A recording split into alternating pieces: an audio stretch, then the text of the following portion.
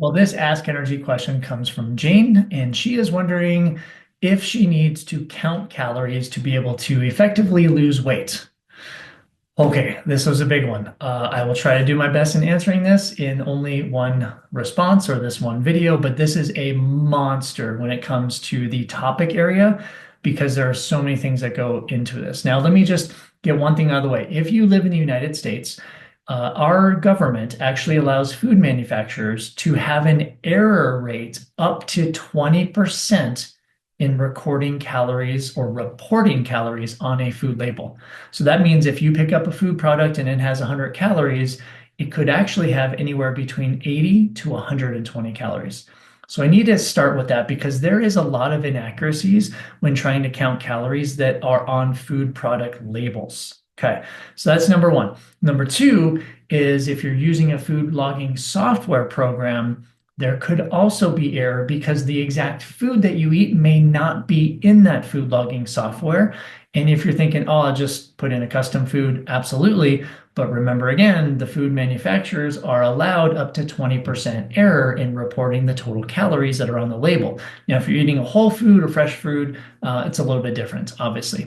Now, with all that aside, what I always tell athletes is there are significant inaccuracies when it comes to counting calories. However, counting calories is still important if you're trying to lose weight, but because of the inaccuracies and the error, maybe it's not the only way. Okay, so let's kind of dig into this a little bit. So we know if you want to lose weight, just from a simplistic energy balance equation, energy in, energy out, that if you want to lose weight, yeah, do you need to reduce calories a little bit? Probably, right? But remember, there's another side of the equation, the energy expenditure or energy outside. Now, I'm not going to talk about that really quick or on this video because I just want to focus in on calories and the calories in. Okay, so that also said, kind of point number three here is the food that you eat is metabolized differently in your body. So there's this thing called the thermic effect of food, and that means when you eat certain foods, they produce different responses of heat. So you actually expel heat from the body at different rates. Now, protein-rich foods actually have the highest thermic effect of food, which means you lose the most heat. That is actually very beneficial for weight loss. The second highest food or thermic effect of food is carbohydrates, specifically those that are a little bit more wholesome. And then the third is fat. So in the order of what foods are producing most heat in the body or losing most heat in the body, which could aid in weight loss, it's protein, carbohydrate, and fat. Now, that doesn't mean that you need to structure your nutrition just based on the thermic effect of food, but I need you to know that these things are happening in the body. But for example, also, if you eat certain types of food, not only will it increase the thermic effect of food, but it will also have different effects in the body. So for example, if you eat a super high fiber carbohydrate rich food, so take like broccoli as an example, versus maybe something like orange juice, right? So broccoli is going to have a lot of fiber or what is called prebiotic fiber. That prebiotic fiber actually helps feed the probiotics in your gut, which helps to develop short chain fatty acids or SCFAs.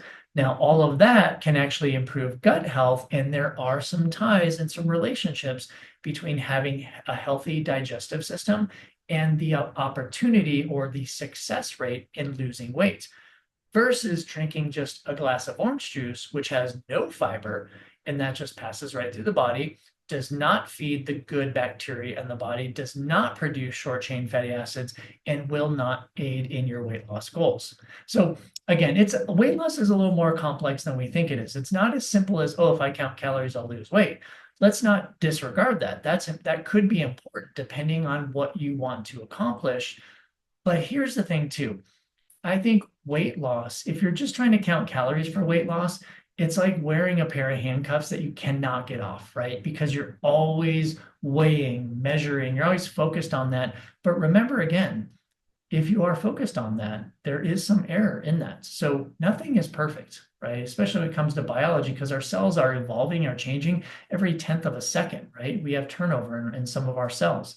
Now, the other thing I should talk about when it comes to calorie counting and weight loss is if you do play this energy balance equation and you drop your calories, so you decrease your calories, you could actually end up losing muscle mass. Now, obviously, I'm not talking about the energy outside the expenditure, the lifting weights, the running, the swimming, like whatever it is you do. But if you're just going to play the calorie game by dropping calories, you could lose muscle mass. Now, that is not advantageous, especially as you age, because you want to preserve as much muscle mass as possible. It's very metabolically active. It will actually help with weight loss goals. So, what you don't want to do is just drop calories. What you want to do ideally is if you are dropping calories for weight loss, you want to make sure you have, number one, enough protein in there. So, you actually want to eat more protein while dropping calories. I know that sounds counterintuitive, but that's just a simple periodization of nutrition. So what you want to try to emphasize is if you're dropping calories, increasing protein-rich foods, decreasing non-fiber rich carbohydrates, right? So kind of the simple sugars, the added sugars, or a lot of the carbohydrates that don't give you a lot of fiber. So you want higher protein, higher fiber rich carbohydrates, and then keep your fat somewhat moderate to high moderate, not super high, but it needs to be in there because remember again, fat is very important. A lot of people are unfortunately scared of fat when they're losing weight, or trying to lose weight. Don't be scared of fat. The right types of fat are important, but in a weight loss calorie deficit situation, do not just drop your calories without increasing protein because then you will lose muscle mass, and that is not the end game. You want to lose body fat, not muscle mass. So in the end, if you're going to count calories, make sure you understand there is some error. You want to increase protein. You want to decrease non or low fiber rich carbohydrates. You really maximize fiber carbohydrates, fiber-based carbohydrates. And, with that also, just because the question was based on calories, but I'll go off of that just a little bit. Make sure that you're hydrating yourself well also. I mean, there's so many things, so many components of weight loss, but make sure hydration is part of your routine because hydrating yourself will actually help with the weight loss also. Now, again, a very complex question. Jane, thank you for asking. I hope this gets to a little bit of it. At least I wanted to share the nuances of calorie counting. It can be done successfully. You just have to understand a few of the nuances, and you have to remember to shift your macronutrients around a little bit, especially if you're trying to lose body fat with body weight and preserve muscle mass at the same time.